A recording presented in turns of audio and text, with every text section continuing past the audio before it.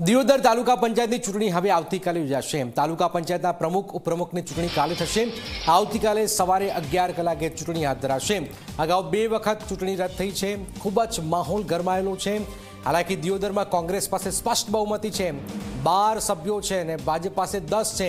આ સ્થિતિની વચ્ચે 2 વાર ચૂંટણી થઈ નથી। પહેલી વાર જબરજસ્ત કપડાં ફાડ્યા, બીજી વાર આપ જો કે કોંગ્રેસના સદસ્ય પ્રેગ્નન્સીમાં પણ આવ્યા। પણ આ સ્થિતિની વચ્ચે કહેવાયું કે ચૂંટણી અધિકારીનું બીપી વધી ગયું, બીમાર પડ્યા અને હવે 3જી તારીખ આપી છે અને એ છે આવતીકાલની।